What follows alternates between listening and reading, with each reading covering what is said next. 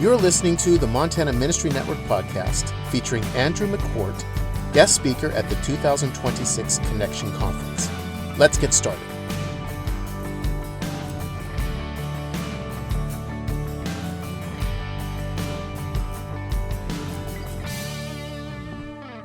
Said we're all broken. Do we agree with that? It's just a matter of pieces. Some of us are broken in two. Some of us are shattered. It's just a matter of pieces. That's just brokenness. And our churches need to know that we're broken. They need to know that we don't have it all together, that we're not perfect. But I remember at the end there was a Q&A session with this prolific leader, and someone got up and quite contradicted them, and challenged them.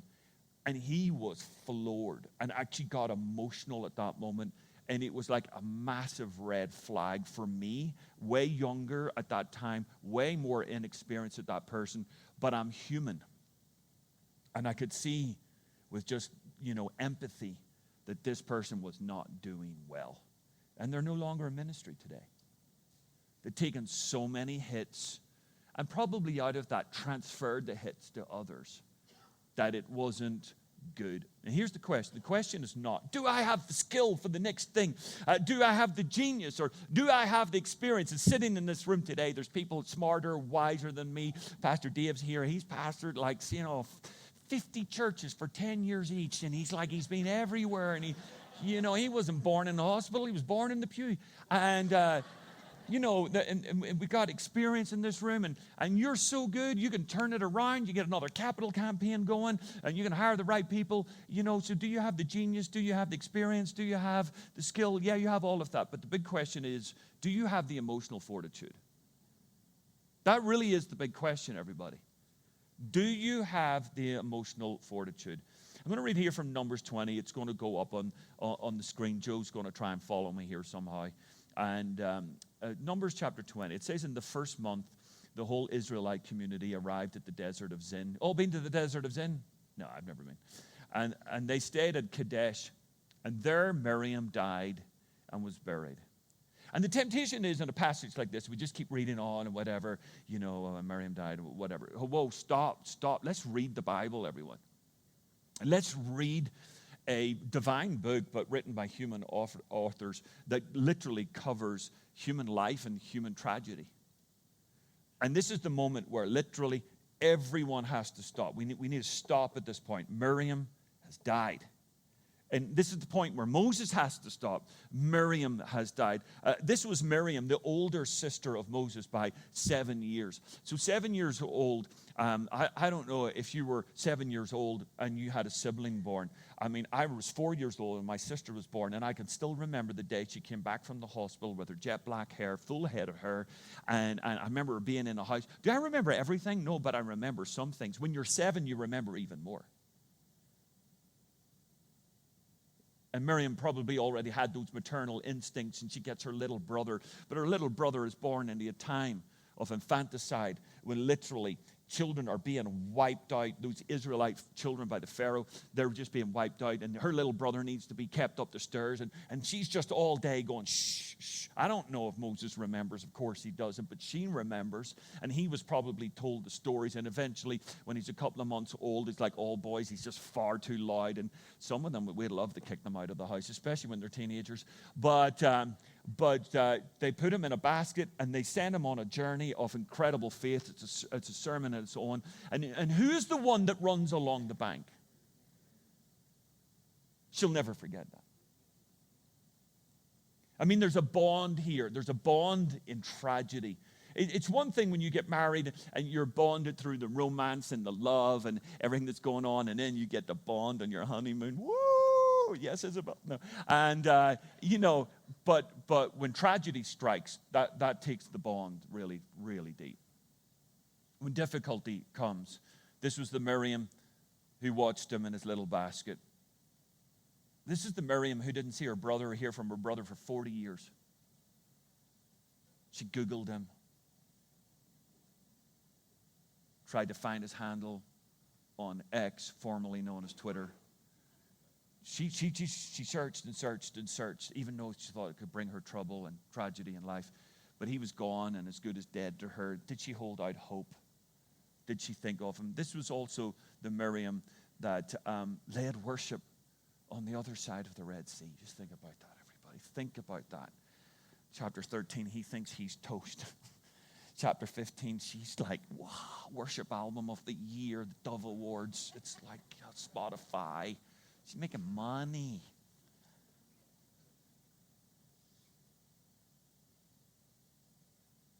This is the Miriam that disagreed with him over leadership and was struck with leprosy. And he pleaded to God for her that she would be healed. And she had to go outside the camp for a while. It's a pretty deep relationship. I'm trying to establish something that's going on here. That's life. That's deep. That's big time relationship. And she dies. She just dies. So in Sacramento, there it's like the most of our churches are on Bayside. We got the Kings, who are experts in losing, and but they're good guys. And the assistant coach was in our church for a while, and he said, do you want to come along to a game? And it just so happened to be that it was I am not a basketball guy. Quickly, it's come right out of my head, the San Francisco team. Golden State Warriors, sorry, went right out of my head, the Warriors. I'm a soccer guy. World Cup's coming this year, everyone. It's my moment. And we went to see the Warriors, the Kings against the Warriors. Then it was a great game. Guess who won? Yeah, and it was the time of like the great team. And so afterwards, he said to us, assistant coach Brian, he said, "Do you want to just like see the stadium a little bit in the background?" And we said we're delighted to do it. It was a super game. And so we went walking around. We saw where cars were parked, where the coach for the Warriors was, the bus and all of that. We went in and just going. And then there's like cool players walking past us as we get in elevators. But then we go up to the gym. And there's like the basketball courts that they train in, but then there's the actual gym. And there's a glass wall, and literally there's the glass wall, and behind the glass wall, as close as you are, Pastor David Colleen, is Kevin Durant and Steph Curry. I mean, they're right there. Right there. But they're not like looking at us and waving. I mean, they're right beside us. And do you know what they're doing? They're warming down. And I have never warmed up like they're warming down. I mean, you've never seen the like of it. I mean, I'm talking full-on workout. They've played, they've won. They're on their way to breaking records. The Warriors, they're just absolutely incredible. But what are they doing? They're warming down. You see, for them, it's not just the event. It's about what happens after the event. And the event here was Miriam dying. And what was Moses going to do? Well, he made a mistake, everybody. He made a mistake. Peter Scazzero will show his book here. Some of you may have read it, Emotionally Healthy Spirituality. He said, emotional health and spiritual maturity are inseparable. It is not possible to be spiritually mature while remaining emotionally immature. And that's the call that we have as pastors, leaders, as Chi Alpha leaders, as anyone who disciples anybody. Here is the truth. We have some people in our church that will say to us, I'm a 20-year-old Christian, but reality is they're a 1-year-old Christian 20 times. I'm a 20-year-old leader. No, let's just be honest. Can I be honest today? No, you're a 1-year-old leader and you've just been doing the same thing for 20 years. Emotionally healthy spirituality. This is what I find in life. In our middle ages, we start to pay our early emotional debts. We get by. You heard from me last night, not trying to be a bleeding heart, but just trying to be honest with you. Grew up in conflict. It still affects you, everybody. Still affects you. Doesn't make me like super nervous. And if you've got a gun, that's okay. But it's in your brain. It's in we all have a story in our lives. But here's the thing. Sometimes we say this, it's just a season. Have you ever said that? It's just a season. And many times it's just a season. And you've got to go through the season. And our worship leader said this morning, the rain did come and it fell and it was hard, but Christ was true. And it's just the season. But sometimes it's just the season can be leadership semantics for I refuse to tackle the issue. And the season becomes a lifetime. And an unaddressed season can wreck your marriage or wreck your ministry. Because you're not really dealing with it. So I'm going to say this as well. Don't go to the flip side. So if you're here and, you work for a senior pastor that happens to be in this room, don't be just like tapping out immediately. Oh, Andrew said that I need to take time off to do this. It's a season and you got to get through it.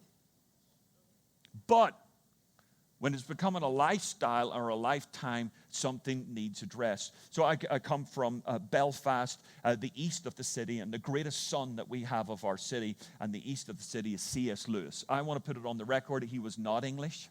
He maybe lectured and worked in Oxford, but he was Irish, everyone. Let's get the gospel right here, all right? And this is his house here. I mean, literally, it's a quarter of a mile from where we used to live in Belfast. I was a runner. I used to run past his house almost every day of my life. This is Little Lee, not his home in Oxford. This is where he was born and made in Belfast. And this is actually the garden he played in with his older brother. And they say this is where Narnia was born because they would like get shrubs and things and get little characters and all of that sort of stuff. But this is also the house where one day he knew that his mother was unwell, but his father came in the morning and said, "Your mother died last night." Father didn't warn him, brief him, didn't get them prepared. He was a lawyer, solicitors, we would say, and it didn't get him ready. And this is what he says when he was speaking of when he was 9 years old. It was sea and islands now. The great continent had sunk like Atlantis, his perfect world, destroyed. The great Alistair McGrath, who's also from Belfast, I may add, and John Lennox, I may add. Okay, anyway. And Liam Neeson, who has a very special set of skills. Sorry. Alistair McGrath says this, writing the biography of C.S. Lewis. A mere 2 weeks after the traumatic death of his mother, C.S. Lewis found himself standing on the Belfast quayside, preparing to board the overnight steamer to England with his brother. And he writes this: an emotionally unintelligent father bade his emotionally neglected sons an emotionally inadequate goodbye. And speaking of his experience in his first boarding school in England, Lewis says, "I never hated anything as much." Listen to this here if you know your history. Not even the front line trenches in World War I. He later dubbed the school, know your history, Belsen, after the infamous Nazi concentration camp. What happened to him after the fact was worse than even losing his mother. The emotional inadequacy of his father. And so often we're all standing in the gap trying to narrow the distance between who we are and who we want to be. Back to Peter's Gazero. And this just says across you know what it can be? It can be grief. It can be the loss of a loved one. It can be the loss of a ministry. It can be a divorce, a separation. It can be a wayward child. I don't know what it is in your life, and we're not here to compare grief. Always be really important with that. Grief comparison is a terrible thing. Your grief is your grief, and my grief is my grief, and what you're going through right now with the emotional fortitude that you have in reserves is all very, very real. But Peter's Gazero says this: what makes a fire burn is space between the logs, a breathing space. Too much of a good thing, even. So it's not even that grief has come. It's just we're overdosing on good stuff, and we're pushing it and pushing it and pushing it. Too many logs packed in too tight can douse the flames almost as surely as a pail of water would. So building fires requires attention to the spaces in between as much as wood. And I don't want you to say today, if I ask you, how are you doing? Please do not reply fine. It's a leadership cover-up. It's a leadership cover-up. And being fake is exhausting everybody. Now, you don't have to open your heart to everybody. So if I asked you today, how you doing? You just want to say good. But, I mean, if you're a mess, I could encourage you for a while. But we're out of here in the morning. I got to go to Tennessee for the first time ever. We're out of here in the morning. But I'm going to ask you, who are those people in your life that you don't have to be fake with? That you're not exhausting yourself by keeping the camouflage up and keeping the mask up and keeping the face up. So let's read on in our passage. Verse 2. That was just verse 1. Okay. Order lunch. All right. Now there was no water for the community, and the people gathered in opposition to Moses. Can you feel it mounting here, everyone? and Aaron. They quarreled with Moses. It's ramping and amping here. And said, if only we had died with our brothers and fell dead before the Lord. Why did you bring the Lord's community into this place and this personalizing? He's going through personal grief and personal tragedy. But now there's personal attack. That we, our livestock, should die here. You're killing us. You're killing our cows. You know, and that's a big thing in Montana, everybody. The horses are falling over. Why did you bring us up out of Egypt to this terrible place? It has no corn or figs, grapevines or pomegranates. And they don't remember slave drivers, pharaohs, ugliness. And there is no water to drink. And what now Moses is subjected to is a horrible cocktail of grief and grumbling. Grief and grumbling. I think we got a picture of him here. This gentleman is George Verwer. Did anyone remember the great George Verwer? He passed away 2 years ago. He was in charge of the thing called Operation Mobilization, and he ran the Mercy ships. It was almost like there was YWAM and there was OM, Operation Mobilization. And George, you know, I think there was 5,000 to 6,000 people actually working for OM. Their missions across the planet with the ships and all of that. Incredible man, an incredible communicator as well, New York guy, just raw and beautiful and wonderful. And one time he spoke at our church in Belfast. He did a conference, and he said these words. He said, I never get discouraged. And I was like, darn it, I'm going to retire. I'm resigning from ministry. Here's this great, he's just raised the bar. He goes, I never get discouraged. But he said this. But I'm constantly processing discouragement. It's genius, isn't it? I never get discouraged, but I'm always working on it. It's always there. How many people know that to be true? I mean, if I left now, that would be enough. It's just what I said right there, isn't it? And I'm going to ask you, how do you process discouragement? And Moses didn't have a process. Moses didn't have a way of working with this. And he was becoming unhealthy, and he was becoming toxic. And at this moment in time, it's Moses, you've got to do something. So look at this, verse 6. Moses and Aaron went from the assembly to the entrance to the tent. I'm thinking, oh, wow, this is getting smart now, Moses. We'll throw up, or no, keep the words up. To the tent of meeting and fell face down, and the glory of the Lord appeared to them. Oh, anyone thinking this is getting better? It's getting better already. We got grief, and we got grumbling people, and Instagram's kicking off, and Twitter, and all the haters are out there, and all the digital assassins. They're all going, ah. But what does he do? He makes the right turn at this moment in time. He goes into the tent, and the Lord appeared. The glory of the Lord was there, and the Lord said to Moses, Moses, just take the staff, trusty old staff. Remember staff came alive at the bush. Yeah, remember he threw it down in front of Pharaoh. And it's still the snakes of Pharaoh were in the staff. I mean, that's pretty cool. And he's got old staff, and he raises it up, you know, in front of the Red Sea like a Jedi with a lightsaber. Oh, trusty staff. Speak to that. Say, take the staff, you and your brother, gather the assembly. Just calm down, Moses. Just speak. Let's just do whatever. You don't have to shout. Volume adjustment. It's all loud outside. It's loud on the outside. It's going to be what? Quiet on the... Speak to the rock before their eyes, and it will pour out water. It's all good. We're going to be all right. And you will bring water out of the rock for the community so that they and their horses can drink. And at that moment in time, you know what? With all that he'd been through, it's just like, hey, Moses, just stay in the tent another while. Just stay in the tent and recalibrate and get real good. And here's the truth sometimes. What we do, we go through our difficult moments, and we just want things to change. We want a word from God. We want to get out of it. We want the next step, the next plan. And God says, no, I need you to heal. I need you to get better. Because you're just trying to get back to doing the same madness with a new strategy. What did Einstein say? The definition of insanity is doing the same thing but expecting different results. And the issue is, and this is important, everyone, the issue is not the people, often it's us. and how we're reacting to the people. Just stay in the tent and just relax there for a while. Yes? And just go to the spa today. Put it on the church card. See how that goes. All right?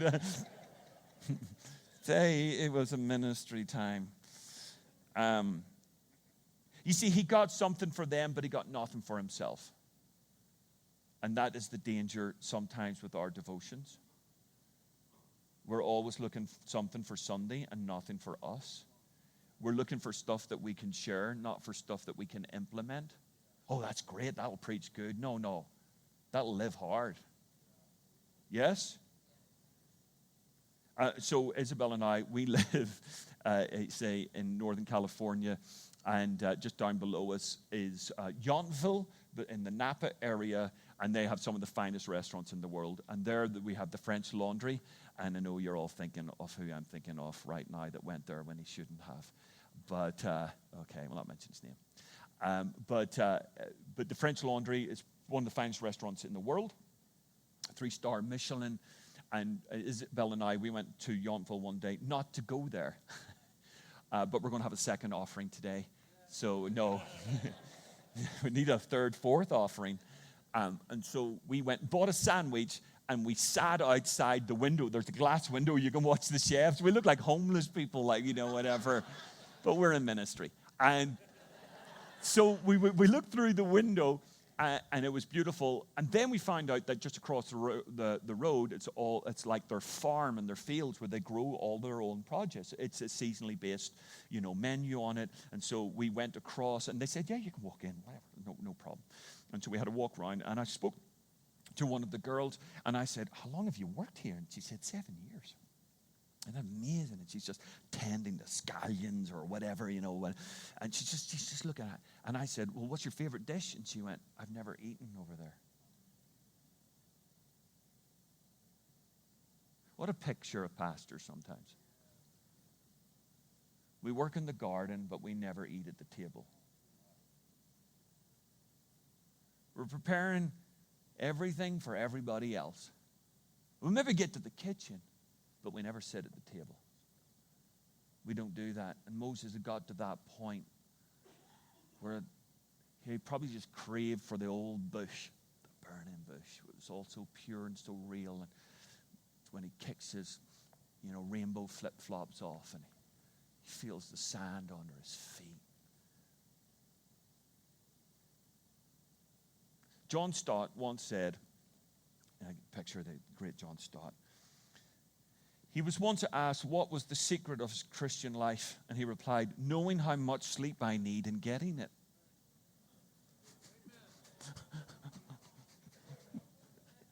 Wow. You see, learning our limits is ultimately liberating, because then we are free to be ourselves. We're just free to be ourselves. Martin Luther, he said this, I have an exceptionally busy day today. I shall pray 3 hours instead of 2. See, it's a different default setting. Verse 9, let's get back. Is everyone okay with this? You all okay? I could get up and run around a little bit and tell more jokes, but your soul probably needs this. So Moses took the staff from the Lord's presence, verse 9, just as he commanded him, and he and Aaron gathered the assembly together in front of the rock, and Moses said to them, listen, you rebels. It's starting to go down. My old pastor in Scotland used to say this. He was 40 years older than me. I'll talk about him in a minute. Probably the most spiritual man I've ever been around. He just knew God. He said, Andrew, you got to lead the flock. You can only fleece them once a year. And if you're getting up there every week and you're fleecing those up and you're shearing them, you can't do that. That's not loving the flock. That's just bombarding them with your issues.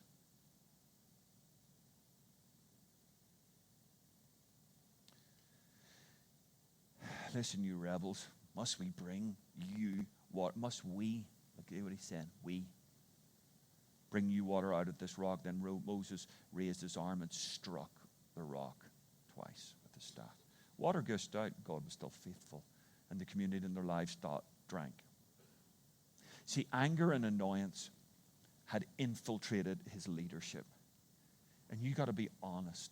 You got to be honest. Where are you leading from? You're leading from grace. You're leading from the Spirit. Oh yeah, there's obviously challenges in life, and some things get annoying. So speaking of my pastor in Scotland, when I was working for him, there was a guy in our church, and he started causing trouble, and eventually he split the church, and it was a very hurtful time. And I'm going to be more honest with you, more for him than for me, because at the end of the day, he had planted the church. I was going to leave there with his full blessing, plant another church in Ireland. I was only there 2.5 years. It was very upsetting for me, but you know when you put years in, and someone just comes along and wrecks. And so before this guy split the church, we were trying to address the issue. And I remember being, in the vestry, as we used to call it, with Pastor Peter, and talking about this person. Not talking about them, just trying to work through it. And I just said, I have a real problem with them. And he looked at me. He was a real coy Scotsman. He used to wear a deerstalker like Sherlock Holmes. And he looked at me, gave me that eagle eye. And he said, what do you mean? I said, I just have a real problem with them. And he chuckled. He always used to laugh.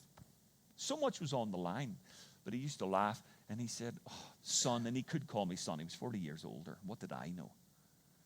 He said, son, he may be a problem, but I won't make him my problem.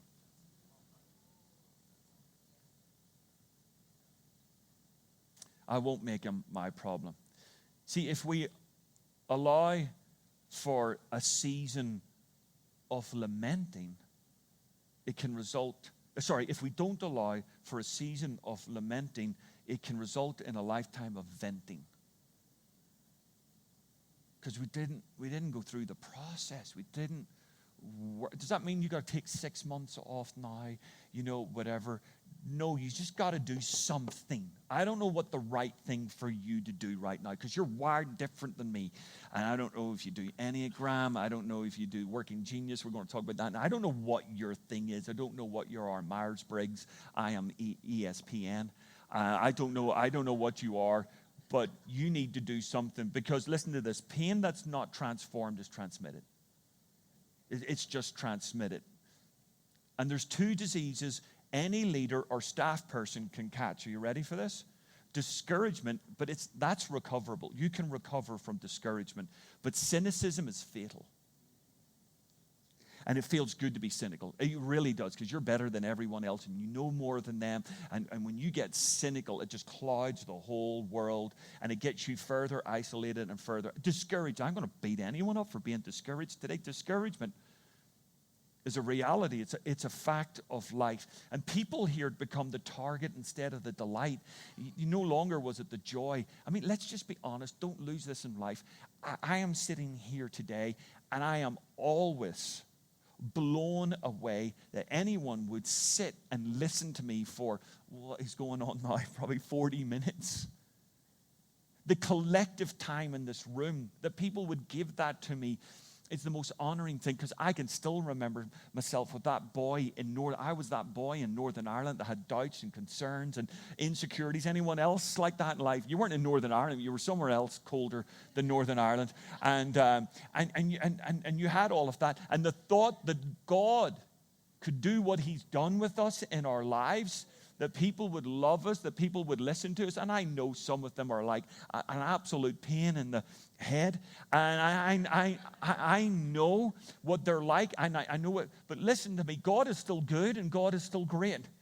And yes, be discouraged, but don't get cynical. Don't get cynical. So my old pastor in Scotland, he also said this to me. He said, only let God and your wife into your head, because it's holy ground. He said, everyone else is an intruder. Only do that. So learning to speak instead of striking.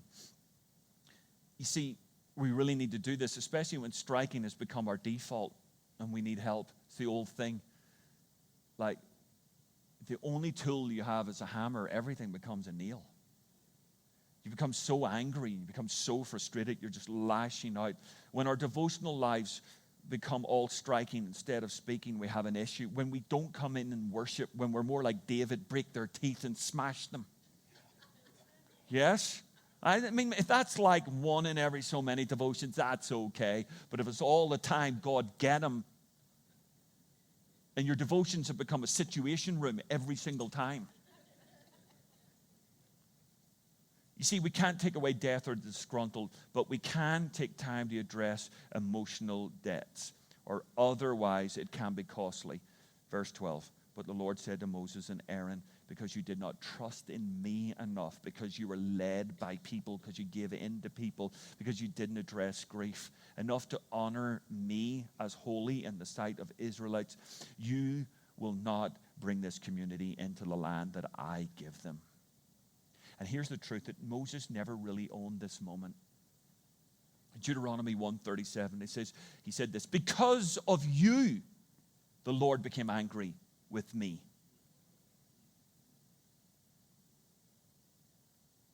He became angry with me also and said, you shall not enter. Because of you, the blame game. Remember we talked about this? Because of you, you did this, and this is why I'm reacted, and that's why I struck, and that's why because of you. And that's Moses, the most humble guy that ever lived. It's the way he died, with that thought in his head. He never addressed it. He's a great leader. Oh, absolutely. Would you book him for your conference next year? I would have Moses anytime. Oh, absolutely. I mean, Jesus thought he was great. He even brought him down to the Mount of Transfiguration. He wasn't finished. He got to go into the promised land. You got to remember that, amen? Yes, everybody, he did get in the end. That's the kindness of God. You know, but if you never own your issues, you'll never own your reactions. You'll never do it. You got to address the issues in life, and we know it. Theologians in the room, it's this incredible thing that Paul says in 1 Corinthians chapter 10. People have asked me this, but God was a bit harsh from God. I thought he was a God of grace. You know, he never let Moses go into the promised land. Why wouldn't he do it? You know, and all of that. And 1 Corinthians 10:3 says, and they all ate the same spiritual food, verse 4, and drank the same spiritual drink, for they drank from the spiritual rock that accompanied them, and that rock was who? Christ. And he had already in Exodus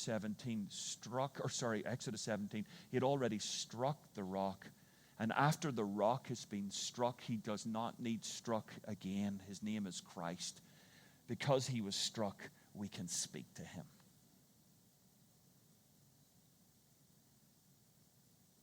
I'm going to ask you, even in your own relationship with God, is it all striking because you're so angry? Or is it speaking to the rock? I finish now. Sheila Walsh said this, my brokenness is a better bridge for people than my pretend wholeness ever was. So, let me talk about Miracle Mike, and then I'm going to hand it over to Pastor Dave. Miracle Mike, on the 10th of September 1945, Lloyd Olson and his wife Clara were killing chickens on their farm in Colorado. And Olson would decapitate the birds. His wife would clean them up. But one out of the 40 or 50 animals that went under Olson's hatchet that day didn't behave like the rest. His head was taken off, but he kept walking around. Not just like for a couple of minutes, all day. And they were like freaked out, and they put him in a box on the porch that night, thinking he'd be dead in the morning. They got up in the morning, and you know what? He was still alive. So they called him Mike. Miracle Mike, everyone. Miracle Mike. Oh, that's him. Yeah. Oh, he's very much alive right there. Miracle Mike.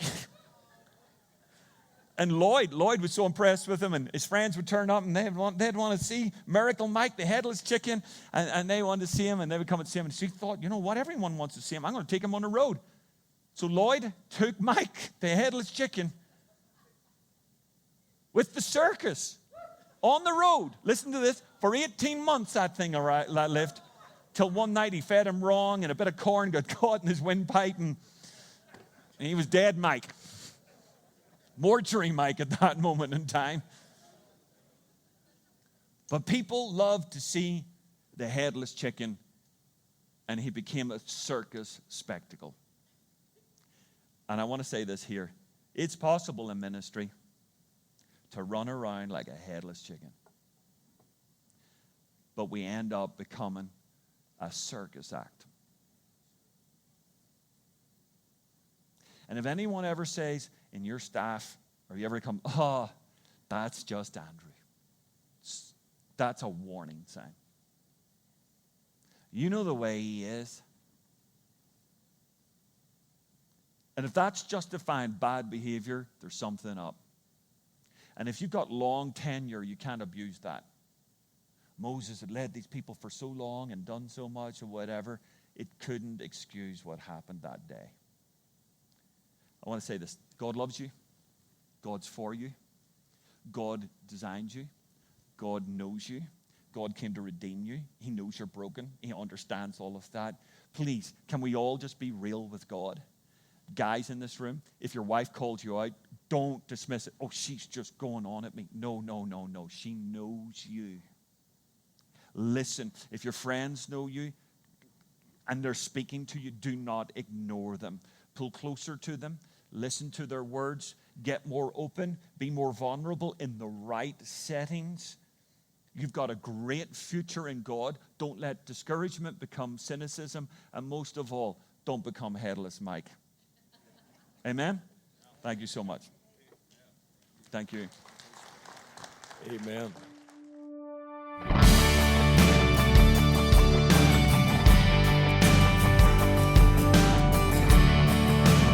Thank you for listening to the Montana Ministry Network podcast.